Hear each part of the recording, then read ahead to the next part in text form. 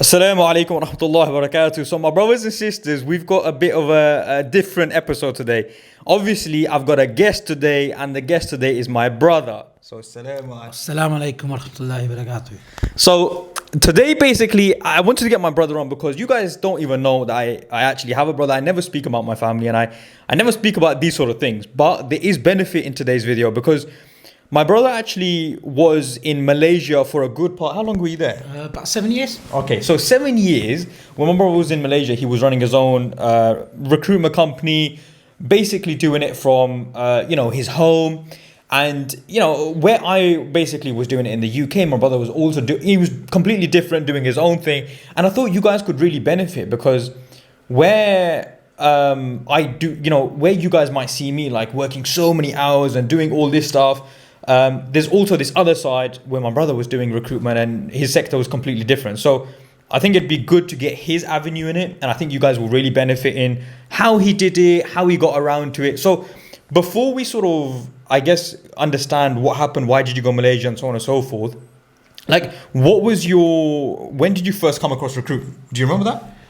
Yeah, I think after finishing work in banking sector for about 12 years, I basically took a redundancy back in 2012. I went straight into Reed, which is a recruitment agency, handed my CV in, and there was a manager there, and he just basically said, would you like to work in recruitment? At that time, if you guys remember, back in 2012, there was less jobs around, and I just took the opportunity and said, yeah, why not? So anyway, within 3 to 4 weeks, I was working for Reed. This was first step within the recruitment sector ever.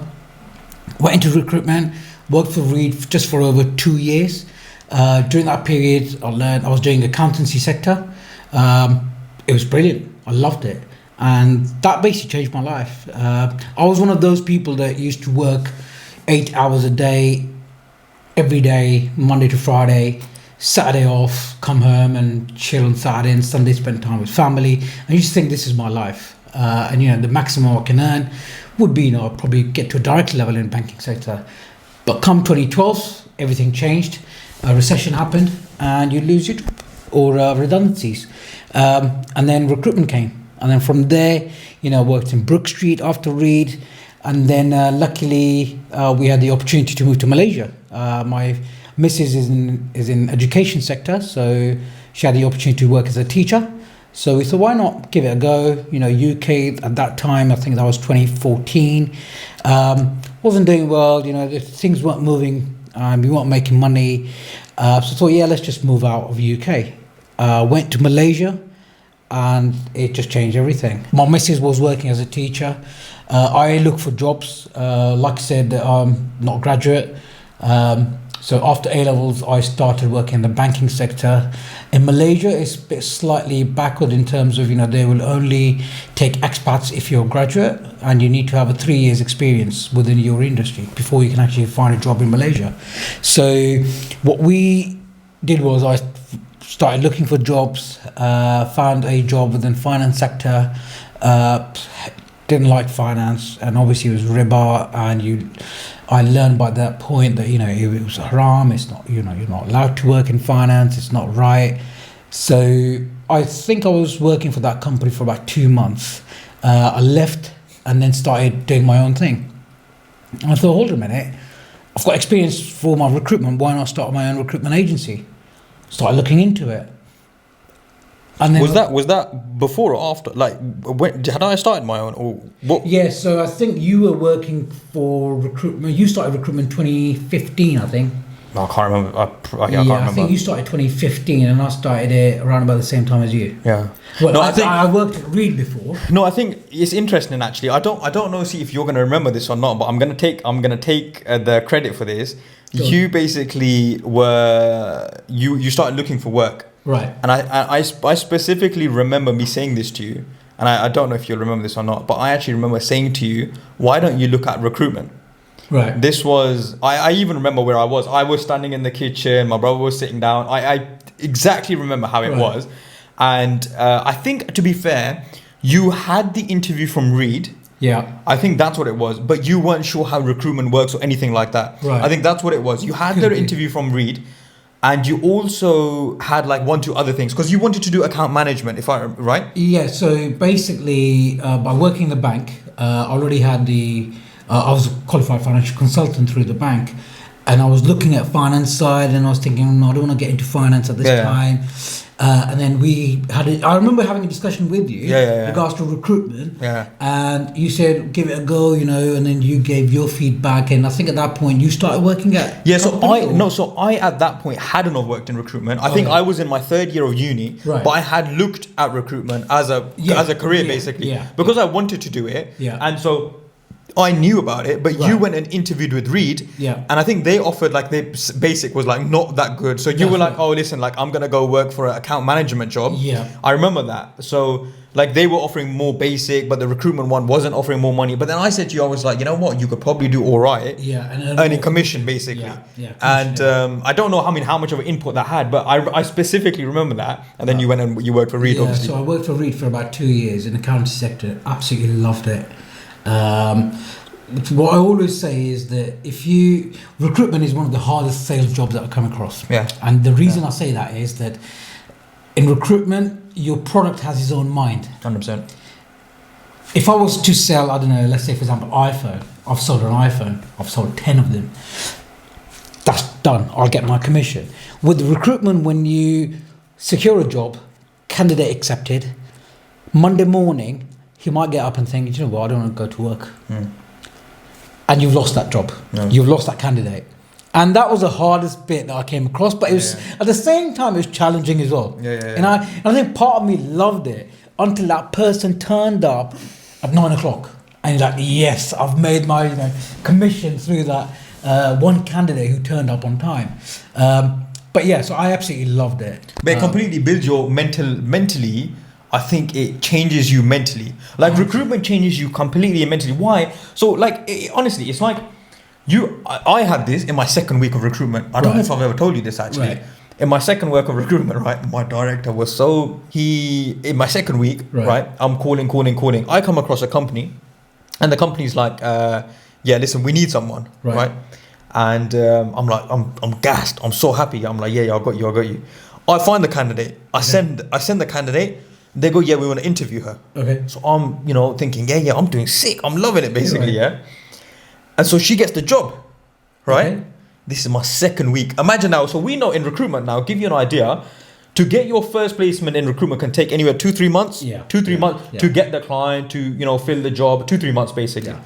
I'm doing it my 2nd week. So imagine like everyone's gassed. Everyone around me is like, this guy's on a different level. Yeah. Comes out. Friday, basically, I remember this. I spoke to her. You're right. She goes, yeah, I'm fine. Bro, on Sunday, yeah. She's meant to start on Monday. Right. I called her on Sunday, and I was like, yeah, what was her name? I can't remember her name now. Okay. Yeah. But I call her, and she goes, yeah, I'll be there tomorrow. Yeah, no problem. Yeah. I'm thinking, yes, gassed. And Sunday, now I'm happy. Okay. I'm thinking, yeah, she's turning up now, obviously, right? Monday, I'm driving to work. I still remember this. I'm driving to work. The client calls me, right? She's meant to start 8. Right. Client calls me at 8:30. She goes, so what's happened with your candidate? And I went, what do you mean? Like, I spoke to her yesterday night. Bro, I spoke to her like 8 o'clock. Right. Imagine at 8 o'clock speaking to a candidate and she says to you, she's turning up to work. I call the client. Client calls me and is like, where's your candidate? Yeah. And I'm like, what do you mean, basically? Yeah. My first time it's happened to me. Yeah. So I'm thinking, what the hell, basically? I'll go into work. And that's the worst time. That's the worst time because at that point, you're thinking, thank God, I've just made a sale. Yeah. That's my first sale. But you already counted commission, everything. In your brain, you've already got plans for that money. And then suddenly you get a call and say, oh, Not before I'm calculating on the calculator, this is how much I'm going to make, this is how much I'm going to spend, honestly. And then, honestly, I still remember this. I called the candidate. Right. I can't remember if it went to voicemail or if it was just called, but she didn't pick up. Right. Yeah. But for like 2-3 hours, she doesn't pick up. Yeah. I'm thinking, how can what's happened basically? Right. And then I go into work, and my director goes, oh, so your candidate turned up all right? And I went, oh no, like she just didn't turn up, right? Yeah. And my director was ruthless. So my director's like, oh, so what does that mean? And I went, what do you mean? What does that mean? Innit? She just hasn't turned up. Like, what do you want me to say, basically? Yeah. He goes, also, basically the client's unhappy now with you. And I was like, bro, so he was basically, he rinsed me so hard that honestly, I'll be honest, I made sure next time when I sent candidates, I'm actually glad that happened in the 2nd week. Yeah. Because then when I started to speak to candidates and make sure, I'll ask them everything. Yeah. What's your situation? What's going on? Why do you want to move? If only a candidate was like, definitely this guy is ready to move, will I send the candidate? Because the worst thing you can do is send the candidate and he doesn't turn up. You look like a joke, man. It's like, oh, why didn't this guy turn up? But look, from this, I remember that a similar situation happened to me. That I remember I was working at Brook Street, and I think it was within the first month. Yeah. A job came in, and they were looking for a Italian speaker. Yeah. And luckily, like a week before that, I registered a candidate who spoke good English and Italian, and he was looking for a job. So I rang him, came in. He was basically looking forward to it. He went in for an interview, had 2 interviews, he passed. They offered him a job. He comes back to me, and I still remember this time, and it was really funny. He was sitting in front of me and he says, Sabuk, I'm not going to take this job. And I was like, why not? And he goes, look, they're offering me, for example, £1,500 a month. I'm like, right. I get benefits, £1,200 for not doing anything. I'm like, right. And he goes, so you want me to go and work for £300? And I was like, where is this guy coming from? And seriously, believe it or not, right, I was like fuming. Yeah. I wasn't happy with this guy. I'm like, I'm phoning the counter right now and saying, this guy's turning down a job. But yeah, he did. Yeah. He goes, look, £1,200, government's paying me money, benefits, for not doing anything, and you paying me £1,500 a month for doing something. All my benefits are going to be stopped, and I have to get up early, go to work, pay for bus fare. Why do you want to do that? Yeah. And I was like, wow. But you do come across these things in recruitment, and again, you learn. And then it's coming back to like Malaysia. When we first went to Malaysia, I went into finance. I think I did 2 months there, and it wasn't my scene. At that point, I was just away from finance. I just hated every bit of finance. And I thought, hold on a minute, I've got experience in recruitment. At that point, I think I had about 4 years experience altogether. And I thought, why not start my own company? Yeah. And I think I had a discussion with you, like, how do we do this? And you were like, I don't know, you might need to go and register HMRC, and this is the thing that I do know. And then, because obviously he was doing it from an international avenue, so that's right. I guess we both weren't sure how you would go about it. That would go about it. So because in Malaysia it's quite similar to like Middle East. So if you need to start your own business in Malaysia, you need to have a Malaysian partner. Okay. And then you need to pay him a certain percentage because you're using his name to have a business in Malaysia. Or the other option is that you have a offset company. Okay. So they have an island called Labuan, and all they do is they just register offset companies there. Right, okay. And then from there you can run it in whole of Malaysia. Right, okay. But for that you have to pay about $12,000 right, okay. To register that company. And at that point I was thinking, what if it doesn't work? I'm just going to be paying $12,000 for no reason. And if it doesn't work, it doesn't work. And I think we had a discussion about this, that which sector would I choose if I was to start business. So what I did was I actually walked around Malaysia, KL. We lived in Kuala Lumpur, and I walked around thinking, right, okay, what sectors can I do? I came back home and I remember this. I had a discussion with my missus, and she said, there's a lot of expat teachers here from UK. And I was like, what? And she goes, yeah, and they all come from UK. I'm like, right. Hold on a minute. Where do you get your teachers from? And she was like, well, through agencies. Like, and how much do agencies charge? And she was like, I don't know. We need to look into it. Okay. And I remember this. I booked an event. So there's a members club, and they're well known, called Internation. I'm allowed to use. So they call Internation, and they're in Dubai, Middle East, Malaysia, Southeast Asia. And what they do is they organize like events. And all I did was I went to that event and met up with a few principals and a few directors of different companies, had a discussion with them, took the details and names. And I remember sitting at home, and I rang that principal that I met through Internation. I said, look, are you looking for a teacher? And he goes, matter of fact, I am. I'm looking for an English teacher. Okay. Can I help you at all? And he goes, okay, what do you mean, can you help me? And I goes, look, I'm in process of setting up my own company. If you give me the opportunity, for this, I'll give you a 50% discount. And he's like, yeah, because we're paying quite a lot of money to agencies. I was like, okay. And I came home and I started searching, how do I set it up? So then what I did was I set my company up in the UK. because my actual source was coming from UK, which is my candidates, and they were going into Malaysia. Sure. So yes, my clients were in Malaysia, but then I could still set up my company in the UK because my actual candidates were from UK. Fine. So then this is what I did. I basically contacted a couple of accountants, got information from them, set up the company, and then the rest was history really. From that school. So how long? So just rewind a bit, because obviously I'm going to pretend like I don't know anything just for the viewer. But how long did the whole setup of? How long did it take for you to set up everything from until you started, basically? Literally, I think it was about 24 hours. Okay, 24 hours. 24 hours. Yeah, okay. If I were to be precise. Yeah. I met the guy on Thursday because the International has Thursday events. Yeah. I met him on Thursday, and I think on Monday I was submitting CVs. Okay. Because on HMRC you can register a company and it's quite instant. Yeah. It's there and then. You get your company registration within 7 days, posted to your house address or the company address that you use. But you can start using it once you get your company reg. Yeah, sorry, so you were saying about registering the company. Yeah, so once I register the company with HMRC, I've got the details. The next step was to do my terms and conditions. Right. Because that's very important. When you get a client, you need to set up your terms and conditions that you sent to your clients, which we call it terms of business. And then I basically sat down and looked around, how do I set that up? And it's quite easy. There's a lot of literature on the internet that you can actually pick up. And then sometimes you can pay for it, and then sometimes, if you're like, I'm not going to go in detail, but then just copy paste, change, don't pay a penny.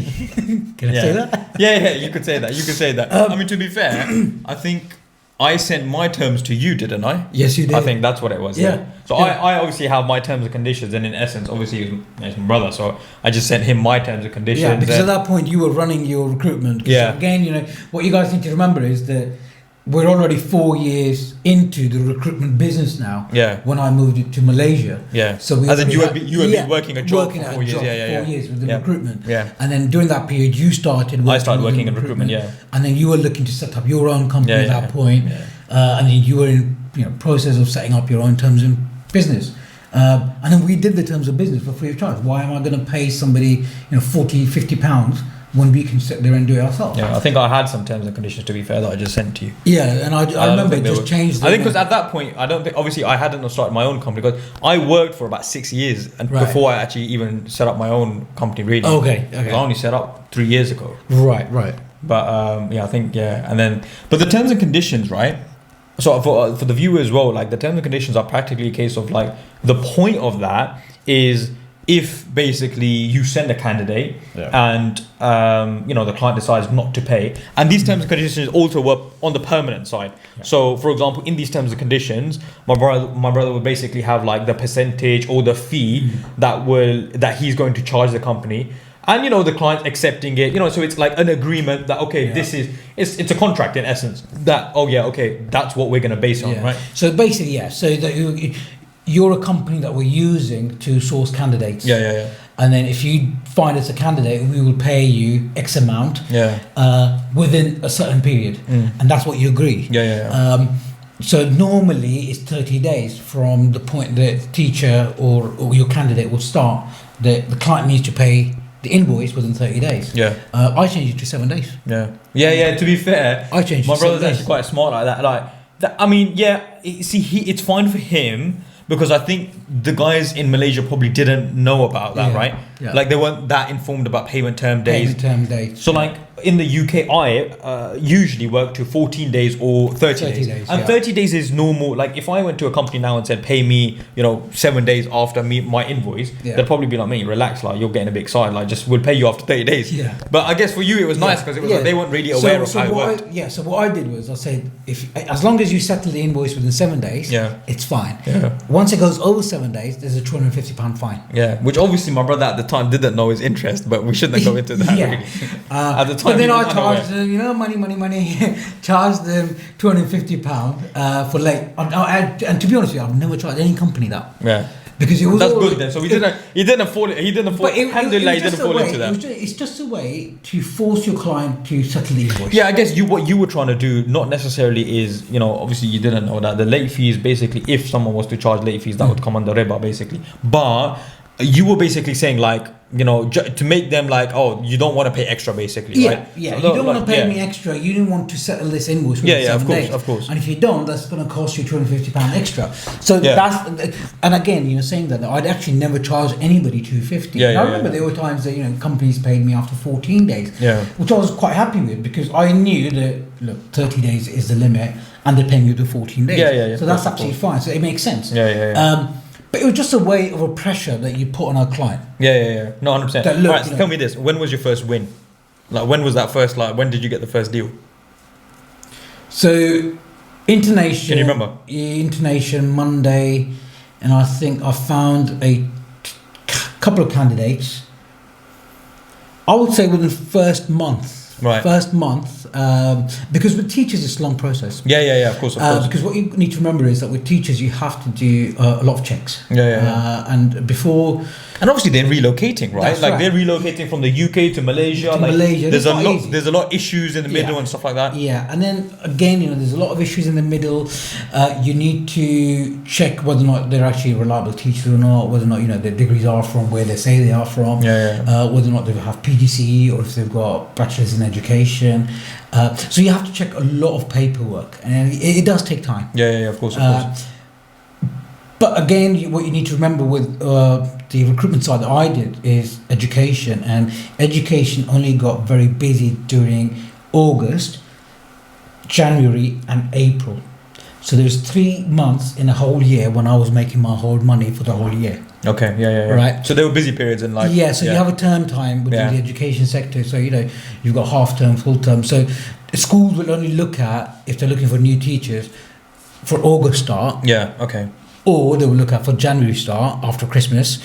Or they look at Easter start after Easter break. That's normal process for education sector. So I basically had to make sure that I'm getting enough candidates in during the year. So once those teachers come in, I've got candidates ready for those months.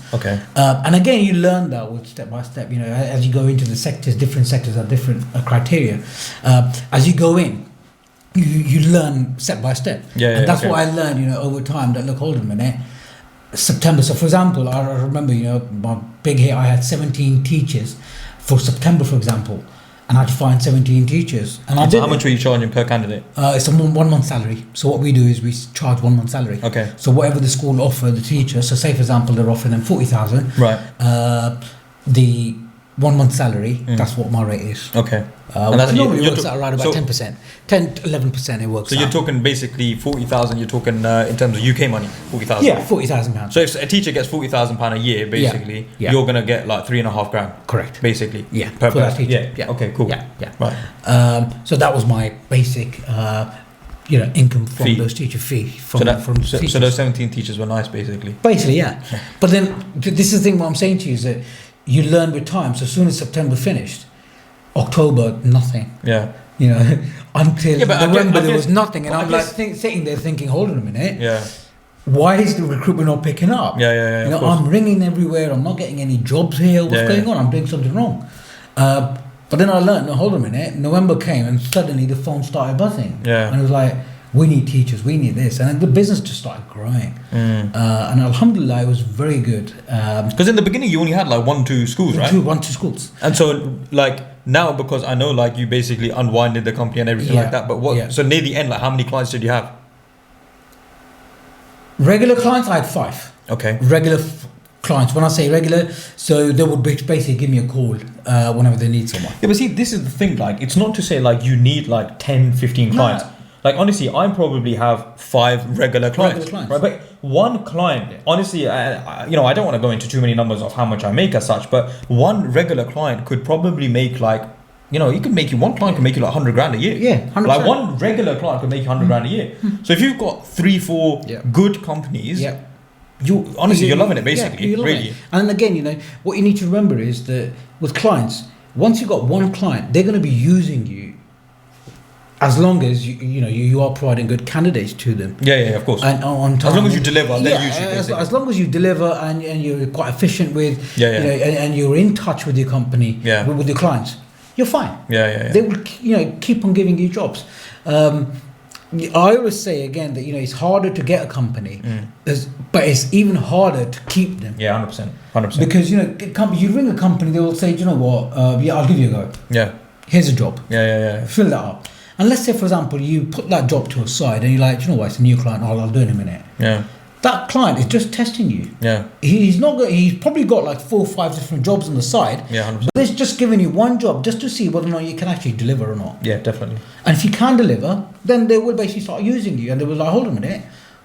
This is what we need to do, and Abu Musa, this is your company, and this is our company. Let's just work together, and these are our jobs, and fill them. By the way, my brother never actually calls me Abu Musa. That was so funny, but because I had to think about that. I'm like, right, do I actually say his first name? He actually, my family name is Moshi. By the way, I've got no shyness in telling anyone that. But it's so funny. My brother called me Abu. I was like, raw, he's taking it, But no, that's. So I was like, right, okay. So China's Abu Musa. Do I say Abu Musa or do I say Moshi? So I was about to say Moshi. Well, Abu Musa. That's funny. Yeah.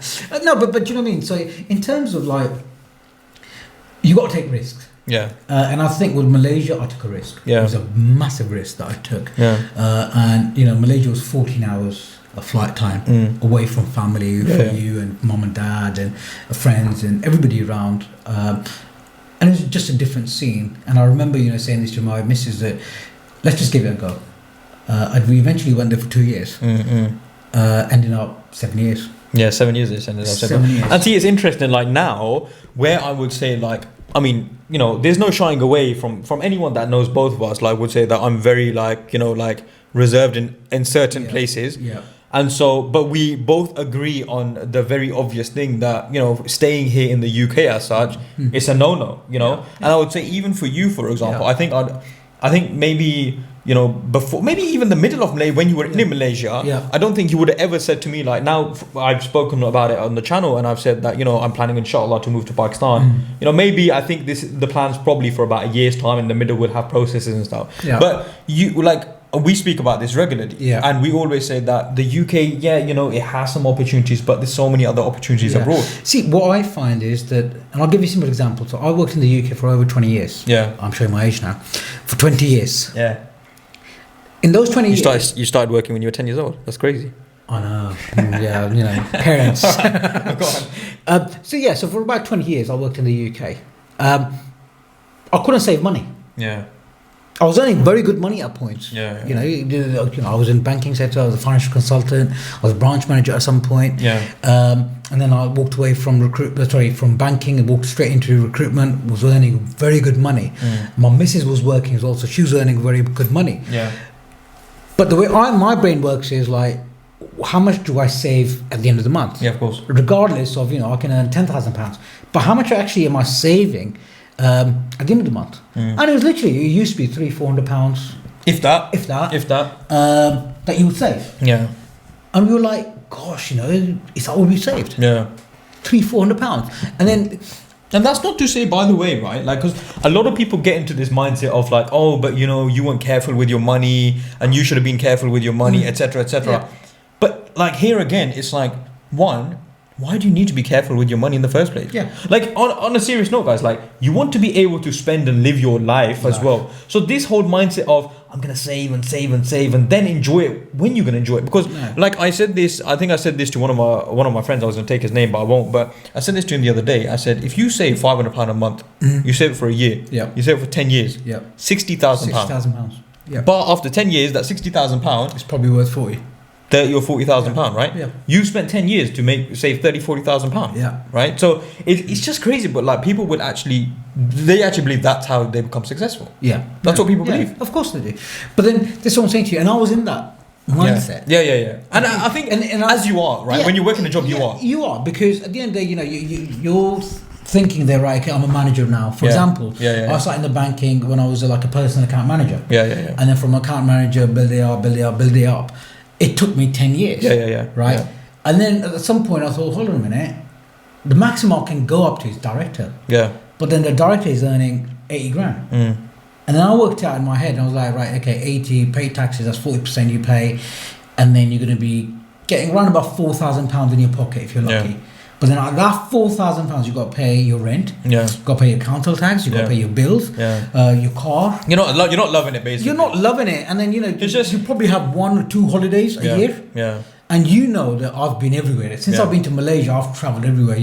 You name it. I've been to places. I've been to Australia, I've been to New Zealand, we've been to Japan, China, everywhere. Yeah. And I still save money. Yeah. Working in Malaysia. Yeah. And I loved it. Yeah. And I came back, obviously because of the reason. Again, I'm telling you guys this, that I've wrapped up my company in Malaysia purely because of the COVID, everything is closed in Malaysia now. The borders are closed, and it's being closed. So obviously, because obviously, like the work that my brother was basically doing is bringing teachers from the UK to Malaysia. Yeah. Which obviously with COVID, that's never going to happen. It's not going to happen. So it's not a case of like business was bad or something messed up. No. I don't think anyone could have controlled COVID as soon as the borders shut. It was just a case of you can't really get teachers over, can you? So what do you do? All right. So do you sit there and cry about it, or do you just basically move on? And of course. And I always believe that if you've got control over something, act on it. Yeah. And if you don't have a control over something, then just forget it. Yeah. No, 100%. You just especially you can't sit there and stress on it. All right. So getting to the point of the title of the video, how many hours did you actually work? Like how much effort did you? Because I know I put in a lot of work, right, for what I do. Right. But obviously with me it's a little bit different because everything that we're doing here. But how much were you? How much hours were you putting in? Basically, you're gonna love this. Probably about a couple of hours a day, max. Yeah. Okay. And my missus used to hate that because she used to go to work for 8 hours, teach, come back, and I will go into my office. So I made an office in the condo where we lived. Yeah. Okay. I'll go in there and I'll say I've got a couple of jobs to work on, and I'll come out within an hour and a half sometimes and say, hey, I just made a placement, let's have dinner. And she's like, what do you mean? 3.5 grand. When you say placement, you want to say 3.5 grand. You've just got in and you've basically secured a guy who's now going to start working. 3.5 grand, basically. Yeah, basically. Yeah. And it used to be, and when I say 2 hours, that's pushing it. Yeah. Because what you got to remember is I was still working on UK hours in Malaysia. Yeah. Okay, fine. Now they're 8 hours ahead of us. Yeah. Which basically means that 5 o'clock there would be 9 o'clock here. Right. Okay. Right. So I used to start work at 5 o'clock. I'm sorry, people probably do want to know this as well. Actually, how were you able to do that? Like, obviously I know the answer, right? Yeah. The phones and stuff. But how were you able to do that in Malaysia? Right. So I basically purchased a VoIP system. Right. Which is the internet phone system, and took it from the UK and registered it here in the UK. Took it to Malaysia, connected to the internet, and I was ringing everywhere, and it was coming up with 01494 number. Yeah, 01494 being high Wycombe number. So basically, you get the VoIP phones over the internet. The phones basically where you could go to Africa and call from Africa, and it's like you're calling from the UK. Yeah. And that's probably when you're getting all these like prank calls and stuff. Them guys are probably using like VoIP phones, aren't they? VoIP phones, yeah. So whenever you get like sales calls and you're like 0208 number. Yeah. That is probably coming from from Pakistan or somewhere else. You know. But yeah, VoIP, that's what I got. Got VoIP, registered with Reed for CV search. And then again, I was using that abroad to find teachers. I was ringing teachers, and teachers basically had no idea that I was actually in Malaysia. And how much did it sort of cost you to start all this up? The VoIP phone was about 20. The whole business, everything. How much did it cost? So a month I was paying. Starting in the beginning, how much did it cost you? Nothing. Yeah, exactly. Honestly, like it's honestly that's the worst thing. That honestly, the businesses basically started from nothing because in essence, you went to this event, right? You got a client.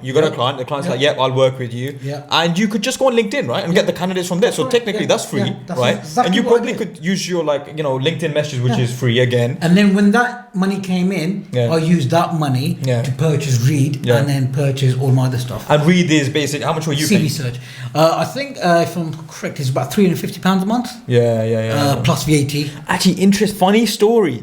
you actually gave me the login to read. Yeah. So this is, a lot of in the beginning. I don't think we should be saying any of this. Why? You reckon Reed might be listening? Reed's gonna be calling you and saying, Reed might be listening. Listen, Reed, if you want to promote any of my recruitment videos, just do so. just add me up on the Instagram and let me know. But obviously you gave me the login for that, and I was using that. And to be honest, like a big part of because you gave me the login for that, and then I got a login for another CV database, so we had access to many like CV databases. Basically, we were just basically sharing. Yeah. Because what you got to remember is that regardless of any sector, you're not just going to find. And see, this is the thing. Sorry, I'm cutting you there, but you didn't know anything about teachers. No, I didn't. And I didn't know anything about engineers. No. So it's not to say now you need to go into a sector where you actually know something about, because you don't. No, you don't. All you need to do is probably spend about a day. Yeah. Understanding a few things. Understanding, What's a teacher?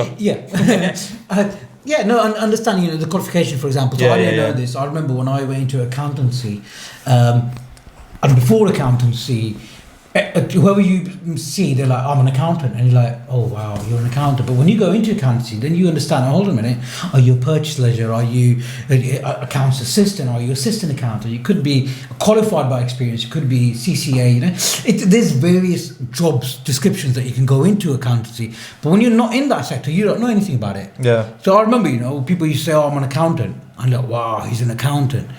At later date, you find out, well, do you know what? There's different levels of accountancy as well. And same thing goes with education and different sectors as well.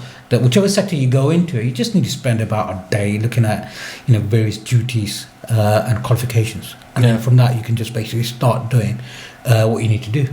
It's crazy, because I feel like I thought that I'd probably keep this video to like half an hour, and I think it's like coming up to an hour now. But let me just check. But then I think you need to just cut. Do you know what I mean? No, it's fine. We'll keep it as it is. It'll probably be it's 10 minutes, yeah? So we'll just wrap up in 10 minutes. Okay. So we've got 10 minutes left now. And I didn't want to actually go on for too long as well, but we've got a couple of questions that I just wanted to run by you as well. Right. One of the questions is, who does mum love more? No, no, honestly, that wasn't even a question. I just thought I'd ask for Bance. Obviously, the answer is me. But someone asked, do you ever get angry at me? I used to. You used to a lot? I used to a lot, yeah. Now? Do you get angry at me now? No, because you've got your own family, you're an adult now, and you know what you're doing. I'm a grown man. You're a grown man now. And again, there's quite a lot of an age difference between us. So... Yeah, were you like 50 and I'm 30? Basically, yeah. So... He's not, but go on. So there is an age difference between us, isn't there? So I think growing up, you were always I think less of a brother growing up, and more of a you maybe didn't want me to mess about and so on and so forth. Yeah. And I think you definitely had that more of a keep an eye on you. Keep an eye on. Yeah. And I think once I got to a certain age, I think that was practically out the window. I think I feel like there was probably a point slowly. 1 year at a time, we unlocked a different door. Unlocked a different door. And we actually became friends then. Just sharing everything. It's all right, whatever. Yeah, I think after a while, and then that was basic. That was basically. But again, I always believe that until you're 16, 17, there's a different relation, and then once you're over a certain age, then you're becoming an adult. You know exactly what's happening outside, and how to deal with things, and you learn it as the time goes by. Yeah. And I think with you, that's what it was, because I remember when you were really into cricket, and you used to come home and you're like, this is what I've done today. I was like, all right, whatever. Yeah. Because I was all right with cricket, but not good as him. I'm sorry to say that, he was quite good.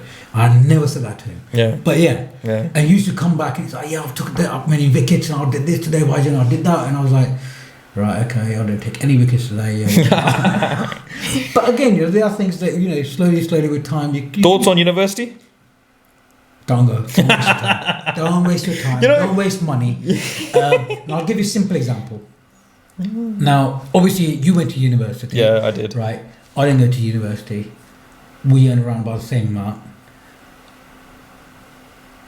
You spend, I don't know, let's say, for example, 30,000 on university. I didn't. I earned that 30,000 without going to university. Yeah, like if we both like had a recruitment job, for example, the same. Like it'd basically be the same thing, right? So again, like a lot of people, I think it is a little bit subjective. Obviously, if you're becoming a doctor, pharmacy, dentistry, that sort of stuff. Of course, it's like what I hate is that when people go to university and say, I don't know what I want to do, but I just want to go to uni. And like, well, you're going to be wasting 3 years of your time.